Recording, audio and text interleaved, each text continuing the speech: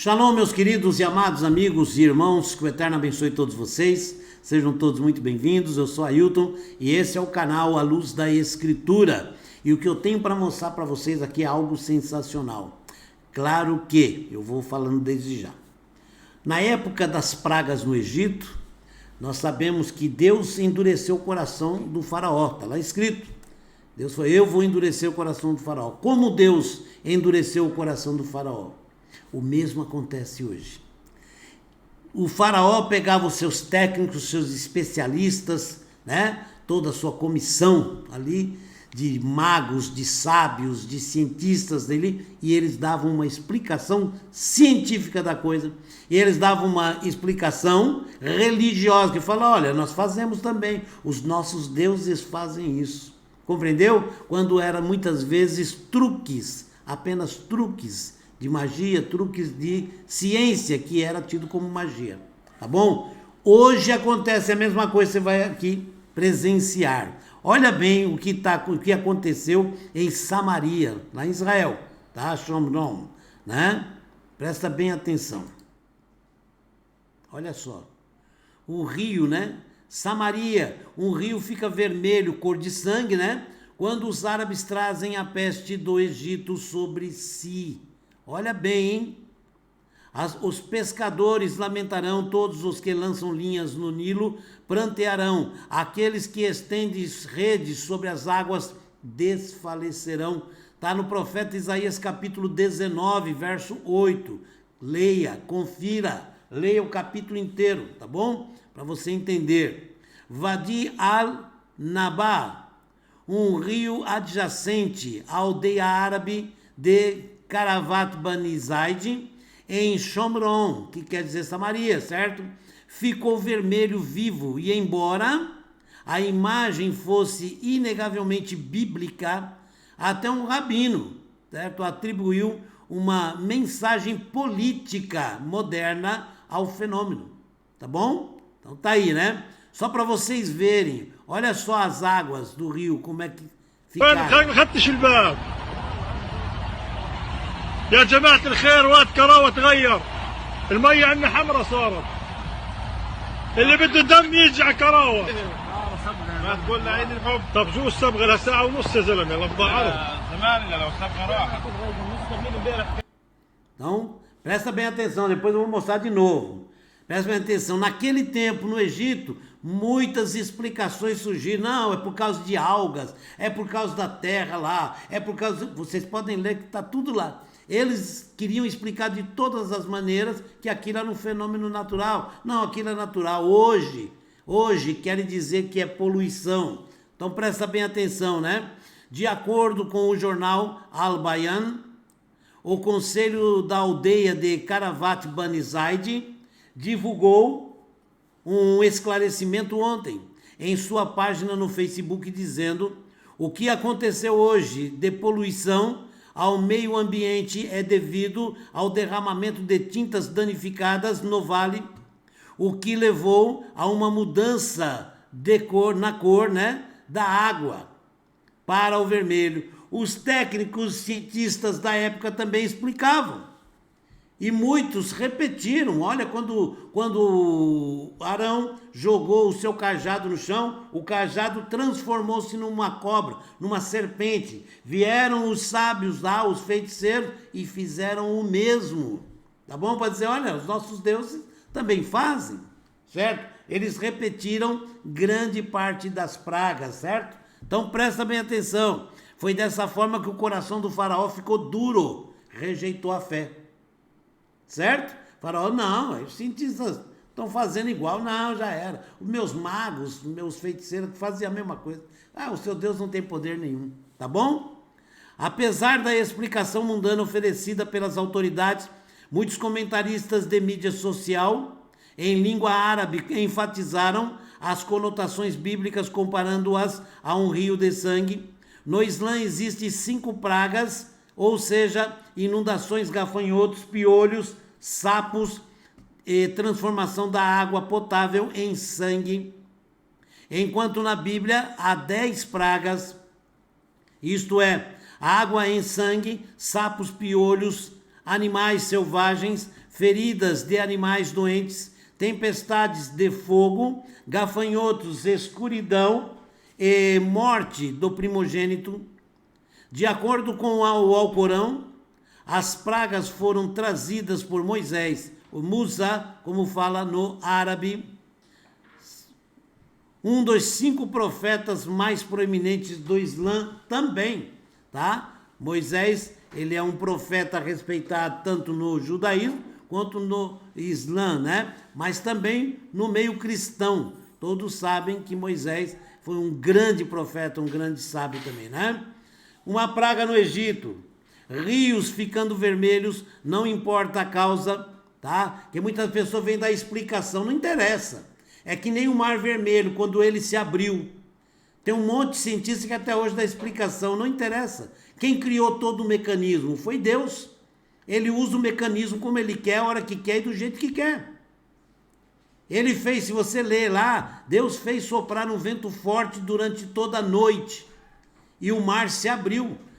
Foi um vento forte que fez o mar se abrir. Mas quem fez soprar? O próprio Criador. O mecanismo que ele criou. Então eles podem dar a explicação que quiser. O nosso Deus continua sendo o nosso Deus, né? Então, e o Senhor disse a Moisés, diga a Aarón, pega a tua vara e estende tua mão sobre as águas do Egito, sobre os seus rios, sobre seus riachos e sobre suas piscinas, e sobre todas as suas lagoas de água, para que eles possam se tornarem sangue, e haverá sangue em toda a terra do Egito, tanto em vasos de madeira, como em vasos de pedra. E Moshe, que é Moisés, e Arão, que é o seu irmão, fizeram assim como o Senhor os ordenou. E ele levantou a vara e feriu as águas que estavam no rio, à vista de Faraó e à vista de seus servos, e todas as águas que havia no rio se tornaram em sangue. Está no livro de Êxodo, capítulo 7, versos 19 a 20. Mas vá lá, leia o capítulo inteiro, você entende o texto e o contexto, entenda direitinho, tá bom? Os árabes, olha bem, os árabes em Israel não são em nada como os egípcios. Disse o Rabino Dayan, os egípcios nos escravizaram, impedindo-nos de entrar em Israel. Os árabes em Israel estão tentando nos impedir de cumprir o mandamento de Deus de morarmos na terra prometida. Os militares egípcios impediram fisicamente os filhos de Israel de partir. Hoje são os judeus, aqueles que estão lá nos militares, né? Embora apenas alguns judeus, né, que estão nos impedindo de cumprir o mandamento de Deus. As pragas no Egito foram um lembrete de que Deus iria cumprir sua parte da aliança e nos tirar do Egito, disse o Rabino Dayan. Ele nos tirou do Egito para nos dar a Torá, que é a instrução. A palavra Torá significa instrução, tá? E para que vivêssemos na terra prometida, toda a terra prometida completamente, exatamente como Deus ordenou. Quando Deus nos ordena que nos mantenhamos kasher, kasher significa purificado, significa apropriado, viver da forma como Deus nos fez, de uma forma pura, né? De uma forma saudável, certo? Ele não quer dizer que nos mantenhamos principalmente kasher, não quer dizer que é só isso, né? Na história da Bíblia, os mágicos, os magos ou feiticeiros, como algumas versões falam, né, do faraó, foram capazes de recriar o milagre criado por Arão e Moisés, que eu falei, eles repetiram muitas das pragas, porque eles tinham os truques científicos, que na época era conhecido como coisas sobrenaturais, feitiçarias, bruxarias. E hoje nós sabemos que dentro de laboratório você faz inúmeras coisas, né? Na ciência, certo? Então, eles faziam isso e causava impressão. E o faraó teve o coração endurecido por isso, porque eles repetiam todas aquelas pragas, né? Mas não conseguiram revertê-lo. Eles fizeram as pragas, quer dizer, eles fizeram coisas semelhantes, mas não conseguiam reverter. A diferença era essa, né? Disse o Rabino Berg, essa era a sua maneira de dizer que eram tão poderosos quanto Deus. Por isso o faraó endureceu falando, os meus magos, meus feiticeiros que fazem a mesma coisa, seu Deus não é de nada. Eles falavam isso, né? Eles estavam dispostos a aumentar seu próprio sofrimento para fazer essa declaração. O mesmo pode ser dito sobre esta encarnação da praga bíblica gerada pelos árabes modernos. De muitas maneiras, por meio de incêndios criminosos e como se relacionam com a natureza, os árabes mostram que não amam esta terra, a terra prometida, a terra de Deus, disse o Rabino Dayan. Quem realmente pertence a esta terra nunca se relacionaria com a água, o bem mais precioso, despejando tinta em um rio que corre, ok? As pragas retornam no fim dos dias. Tem profecia sobre isso? Sim, eu já li aqui. Segundo as tradições bíblicas e com base em um verso de Miqueias, capítulo de Miqueias, né? As 10 pragas vão aparecer antes da chegada do Messias. Mostrar-lhe-ei feitos maravilhosos como nos dias em que saíste da terra do Egito. Miqueias capítulo 7, verso 15. Leia todo o capítulo. Fontes judaicas predizem que estas pragas reaparecerão na redenção final, ao chegar à redenção final, mas em formas ainda mais poderosas. Está escrito no Midrash Tanhuma, ensinamentos homiléticos coletados por volta do século V, que assim como Deus feriu os egípcios com 10 pragas, ele também atacará os inimigos do povo judeu e daqueles que servem a Deus, né? Na época da redenção. Narmânides, um proeminente estudioso da Torá do século XII, da Espanha, escreveu em seu comentário sobre as pragas que a razão principal de Deus punir os egípcios não foi por escravizar o povo israelita, mas por rejeitar a Deus e sua influência em sua vida. Fora isso, como é que Deus, quando você lê aquele texto em que Deus fala, a mim pertence a vingança e eu retribuirei, você corre lá nas pragas do Egito. Cada praga foi a retribuição de um castigo que os egípcios deram para os judeus. Cada castigo que eles deram para os judeus, Deus retribuiu exatamente com as pragas.